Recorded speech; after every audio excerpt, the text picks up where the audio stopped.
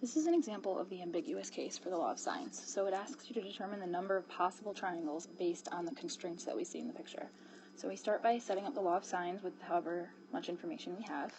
So in this case, I know that little a is 12 and angle A is 71 degrees, so I can set this up like this. And I also know side B, but I don't know angle B, so I set it up like this. So I go ahead, I cross multiply and solve the way I normally do with the law of sines.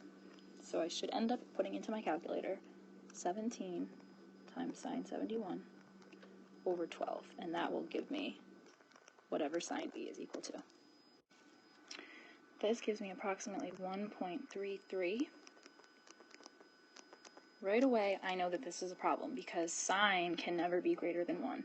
So if I go to my calculator and do sine inverse of 1.33, I should get something that tells me I have a domain error, and I do. So in this case, we would say there are 0 possible triangles that can be created. Here's another triangle, and I want to know the same thing, how many possible triangles. So I'm going to go ahead again and set up the law of sines. So I can put 8 together with sine 27.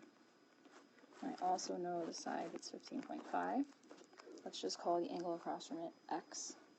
And so I need to find out what x could potentially be. So again, cross multiply and solve.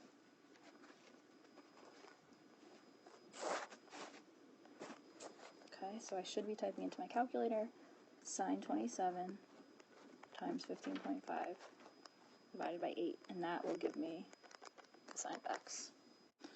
So I get that sine x is approximately equal to 0.88.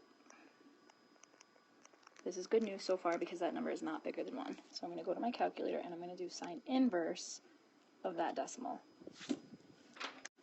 I get that x would have to be approximately equal to 62 degrees. So here's where I stop and think, okay, is there another option? So what I do to figure this out is I start by subtracting that angle from 180 because this means that there's another possible angle in quadrant 2. So when I subtract these, I get 118 degrees. And now the check is I go back to the angle that they gave me in the original triangle, and if I add that with 118, I need to make sure that does not exceed 180. And this gives me 145 degrees, so that's actually okay. So this means technically x could be 62 or 118. So there are 2 possible triangles.